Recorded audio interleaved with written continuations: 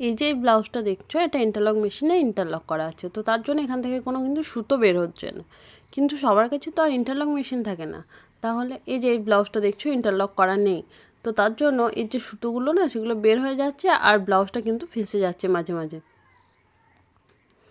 মাঝ থেকে ব্লাউজটা একদম এই যে কতটা বোঝা যাচ্ছে আমি ঠিক বুঝতে পারছি না, কিন্তু এগুলো কিন্তু সব ফেটে গেছে, মানে সুতো বের হয়ে হয়ে ব্লাউজটা একদম খুলে গিয়েছে, একদম শেষ অবধি চলে এসছে। তো যাদের ইন্টারলক মেশিন নেই তারা কি করবে তাহলে, তো সেটাই আজকে আমি তোমাদের দেখাবো। তো তার জন্য আমি একটা ব্লাউজ কেটে রেখেছি, এই যে ব্লাউজের সমস্ত পার্ট আমি কেটে রেখেছি। এবার এই তো দুটো পার্ট নিয়ে নিলাম, তো এই যে দুটো পার্ট নিয়ে নিলাম, এরকমভাবে খুলে নেব ওদের যে একদম রাইট সাইড, তার উপরে আমি লাইলিনটা দিয়ে এরকমভাবে সেলাই করে নেব।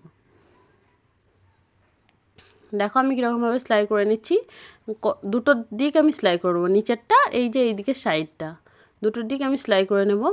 তো এরপর এইভাবে আমি উল্টে নেব, এভাবে উল্টে নেওয়ার পর লাইলিনটাও আমার নিচের দিকে চলে গেল, আর সুতোও কিন্তু বের হবে না। দেখো একদম ইন্টারলকের মতো হয়ে গেছে, কিন্তু ইন্টারলক মেশিনেরও আমাদের কোনো প্রয়োজন নেই। এই যে দেখো কোনো সুতো কিন্তু বের হবে না এখান থেকে।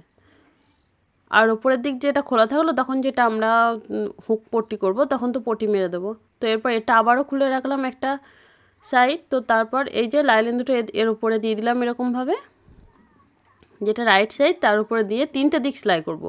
যে দিকটা সামনে হুক পট্টি হবে সেই দিকটা বাদ দিয়ে এই যে ওপর দিকটা, সাইডের দিকটা আর এই যে নিচের দিকটা, তিনটে সাইড আমরা সেলাই করে নেব।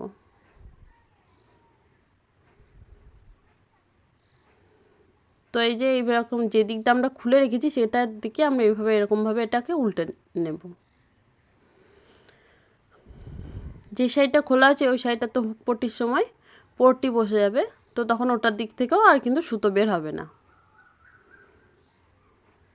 হাতে করে সমান করে নেব।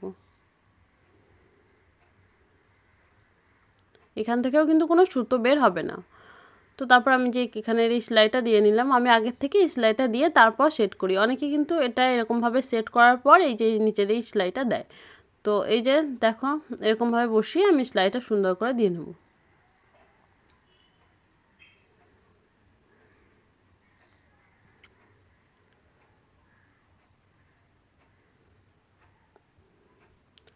দুটোরই আমার সেলাই দেওয়া কমপ্লিট। এবার আর একটা পার্ট আমি দেখিয়ে দিচ্ছি, এই পার্টটাও দেখো এরকমভাবে খুলে নেবে, তারপর রাইট সাইডের উপর লাইলিনটা লাগাবে। তো এরকমভাবে লাগালে এবার উপর দিক থেকে আর এই যে এই সাইডে আর এই সাইডটা, এই এই তিনটে সাইড তোমরা সেলাই করে নেবে। ভীষণই সহজ এটা, কিন্তু এটার জন্য কোনো ইন্টারলক মেশিনেরও প্রয়োজন নেই, সুতো বের হবে না, আবার তোমাদের উপকারও হবে। তো দেখো এরকমভাবে উল্টে নেবে, আমি উল্টে নিলাম, উল্টে নেওয়ার পর হাতে করে একটু সমান করে নেবে। এই যে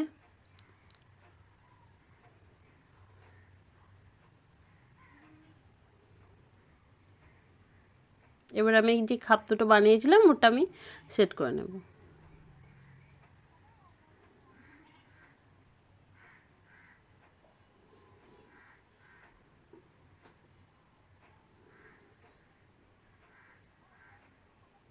কোথাও থেকে কিন্তু কোনো সুতো বের হচ্ছে না, সমস্তটা কিন্তু আমি লক করে রেখেছি, এটাও তাই।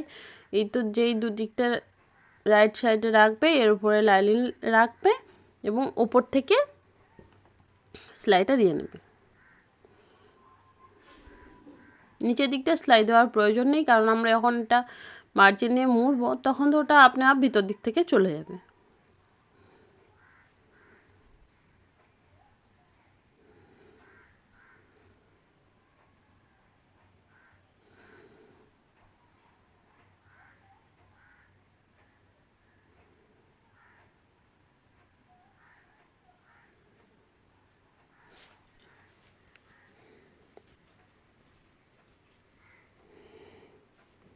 তো এটাকেও আমি এখানে সেট করে নেব। এই যে দেখো সেট করে নিচ্ছি। এই আইডিয়াটা তোমাদের কেমন লাগলো অবশ্যই আমায় কিন্তু জানাবে তোমরা।